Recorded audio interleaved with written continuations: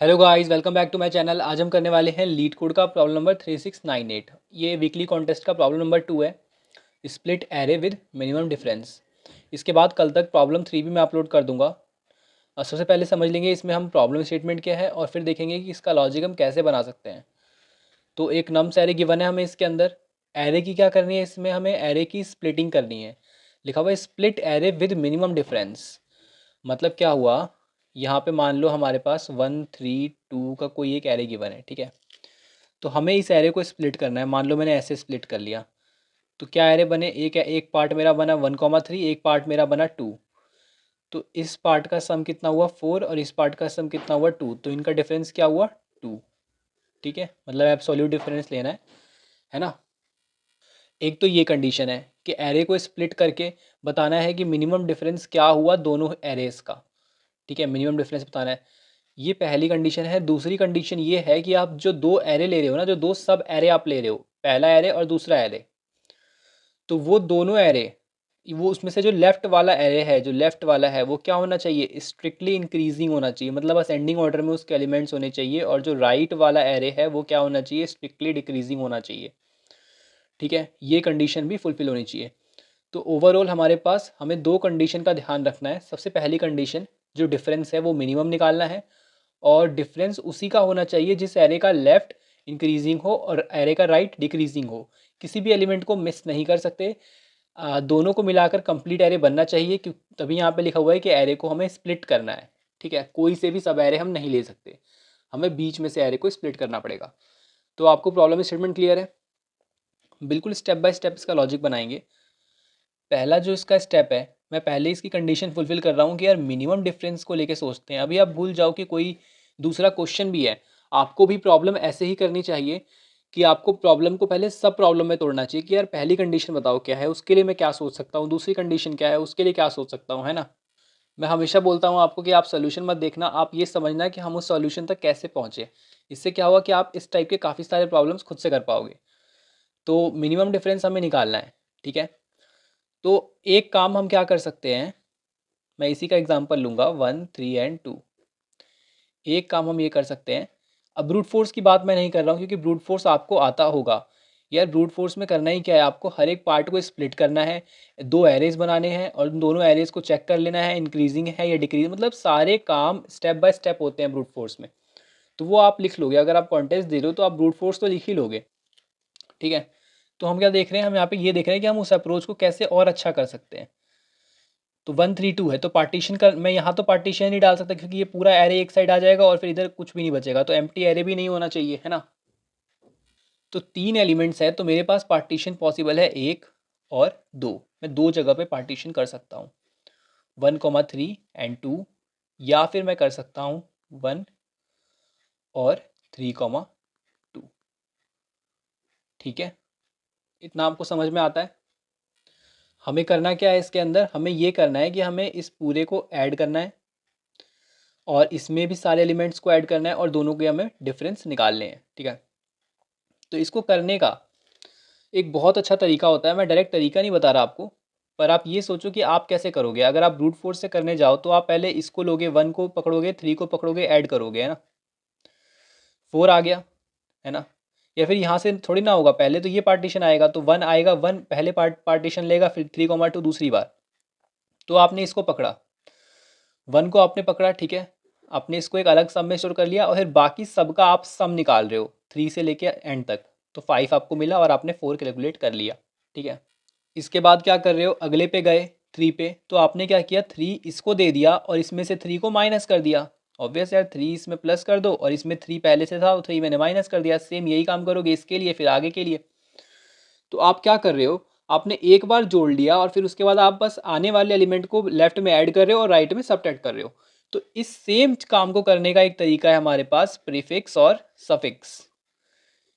आप prefix suffix तक कैसे पहुंचोगे ये आपको आना चाहिए कि प्रीफिक्स सफिक्स तब काम में आता है जब हमें प्रीवियसली कोई चीज़ स्टेप बाय स्टेप हमें ऐड ऑन करनी हो या फिर माइनस करना हो। ठीक है, तो इसका मैं प्रीफिक्स एरे बनाता हूँ। प्रीफिक्स एरे में क्या होगा, ये मेरा प्रीफिक्स एरे, तो यहाँ पर मान लो वन वन पे मैं खड़ा हूँ, तो इसका मतलब क्या हुआ कि वन को मिलाकर पीछे के सबका सम, तो यहाँ पे तो वन ही है और पीछे कुछ नहीं है तो जीरो सम, तो यहाँ पर तो वन ही आ गया। थ्री पे खड़ा हूँ तो थ्री के पीछे तक का सारा सम, तो three plus one four. Two पे खड़ा हूँ तो टू को मिला के पीछे का सारा सम, तो फोर और प्लस टू सिक्स। ऐसे ही मैं सफिक्स एरे बना लूंगा, जो सफिक्स एरे होता है वो पीछे से फिल होता है। टू और टू के आगे का सारा सम, तो टू आ गया। थ्री और थ्री के आगे का सारा सम, तो फाइव आ गया।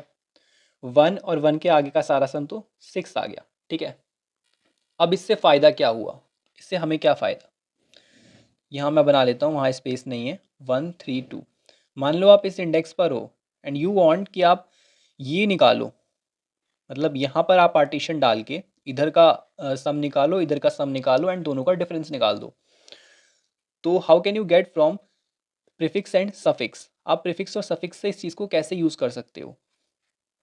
तो आप मान लो i इक्वल टू ज़ीरो पर हो, देखो इंडेक्सिंग समझनी बहुत ज़रूरी है यहाँ पर। तो यू वांट कि ज़ीरो से i तक का सारा सम मिले, तो ठीक है, प्रीफिक्स i क्या स्टोर कर रहा है, i और i के पीछे का सारा सम, यही लॉजिक था हमारा। और आप क्या चाह रहे हो, i के आगे का सारा सम, मतलब ये कौन सा होगा, ये i प्लस वन होगा। तो यानी कि सफिक्स से आप चाह रहे हो i प्लस वन का सम, क्योंकि थ्री और थ्री के आगे का सारा सम। ठीक है, तो आपने यहाँ पे सफिक्स i प्लस वन लिखा और यहाँ पर प्रीफिक्स i लिखा। ठीक है, दोनों का क्या कर दोगे आप, डिफरेंस, और क्या ले लोगे, एब्सोल्यूट वैल्यू। ठीक है, तो हमने एक प्रॉब्लम को सॉल्व कर दिया है जो कि है मिनिमम डिफरेंस। प्रीफिक्स बनाने में हमें big O of n time लगेगा, सफिक्स बनाने में big O of n time लगेगा, और डिफरेंस निकालना मतलब कि एक और लूप रन करना big O of n time लगेगा। तो ये तीनों के तीनों नेस्टेड नहीं है, तो हमारा overall time big O of n ही लगेगा। तो this is good time complexity. पर इस टाइम कॉम्प्लेक्सिटी को अचीव करने के लिए हमें क्या करना पड़ा, हमें स्पेस से ट्रेड करना पड़ा, हमें बिग O ऑफ n का स्पेस भी यूज़ करना पड़ा।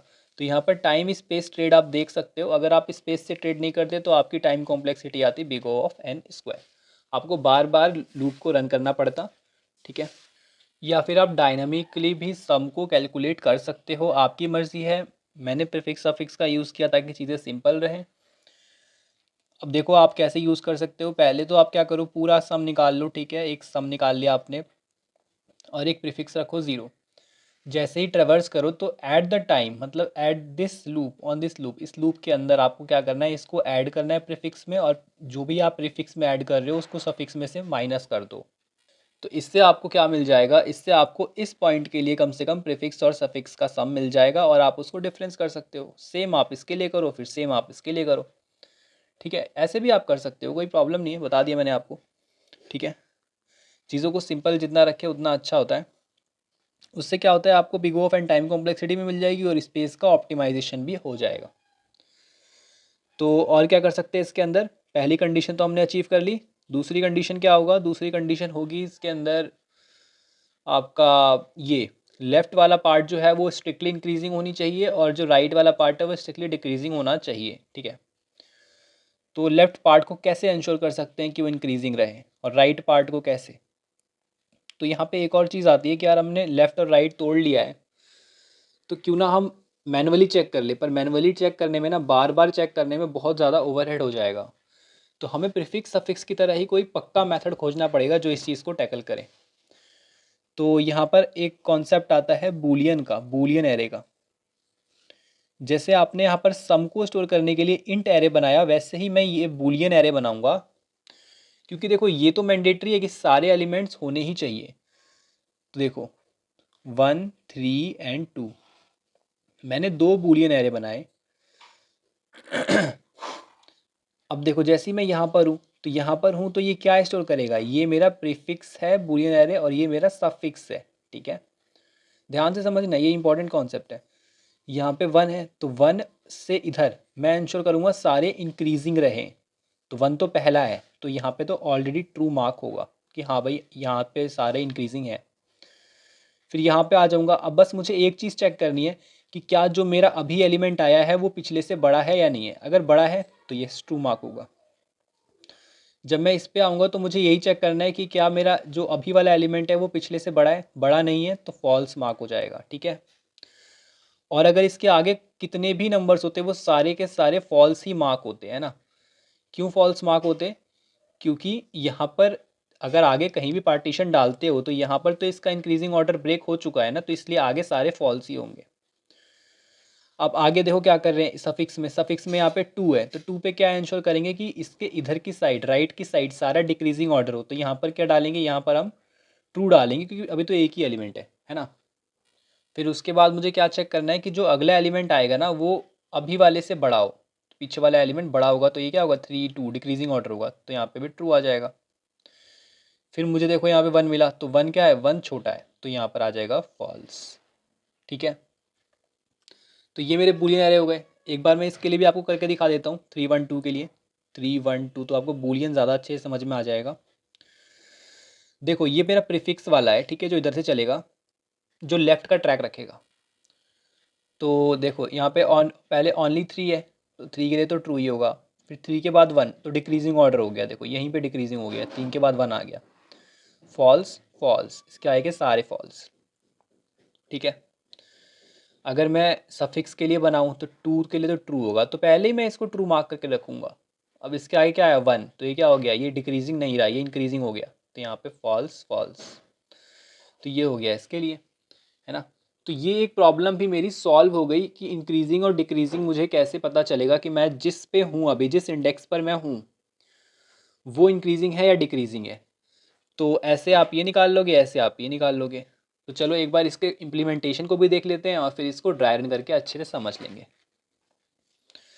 तो इम्प्लीमेंटेशन में कुछ भी नहीं है इसके, एक नम्स एरे हमें पैरामीटर में गिवन है, आंसर एक बना लिया है जो कि मिनिमम डिफरेंस को स्टोर करेगा, लॉन्ग में आंसर को रिटर्न करना है इसलिए लॉन्ग वेरिएबल बनाया है। लेंथ निकाल ली है, यहाँ पे सब कुछ लॉन्ग रखेंगे क्योंकि लॉन्ग में आंसर रॉन्ग आ गया था।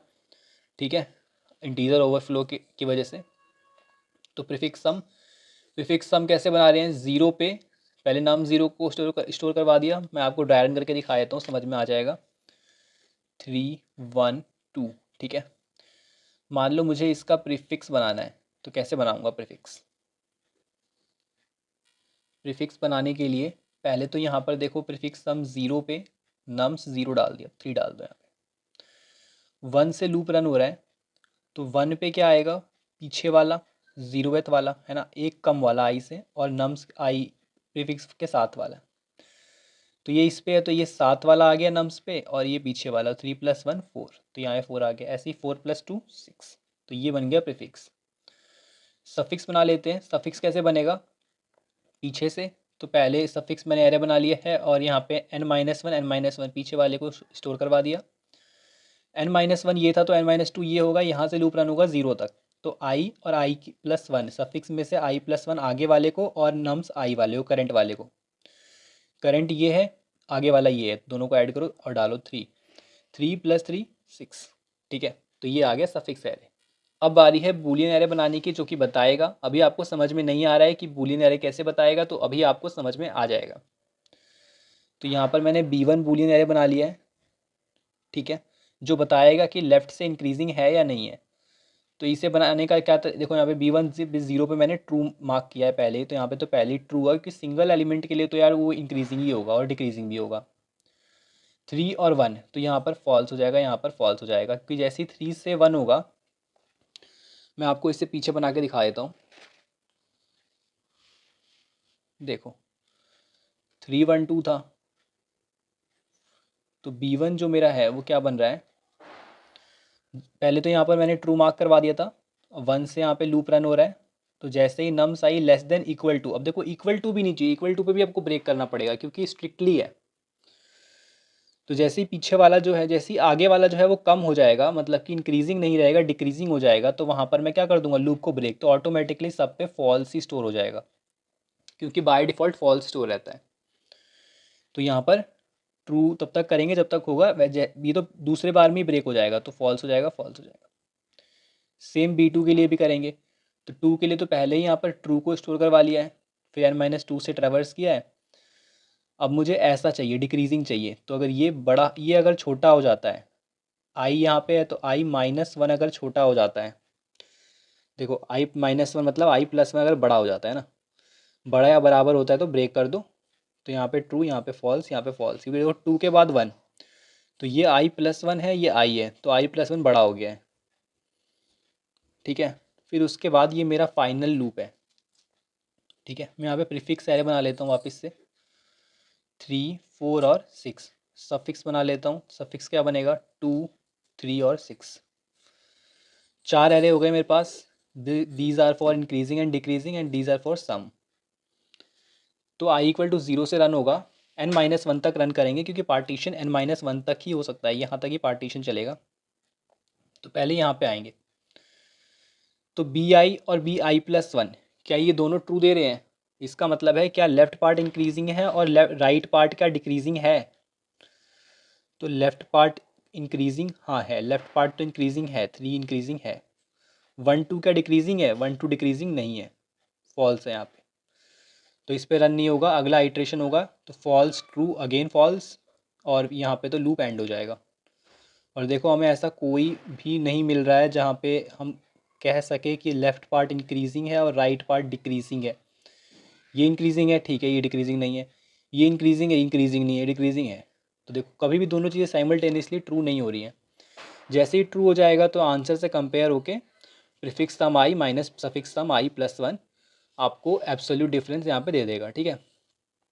अगर नहीं मिलता है कोई भी तो -1 रिटर्न करना है, इसलिए मैंने कंपेयर कर लिया है, टर्नरी ऑपरेटर लगाया है यहाँ पे। अगर ये लॉन्ग ही रह जाता है मैक्स वैल्यू अगर ये इन्फिनिटी रह जाता है तो माइनस में रिटर्न कर दो, और अगर वैल्यू में कोई चेंज होता है तो आंसर को रिटर्न कर दो, ठीक है।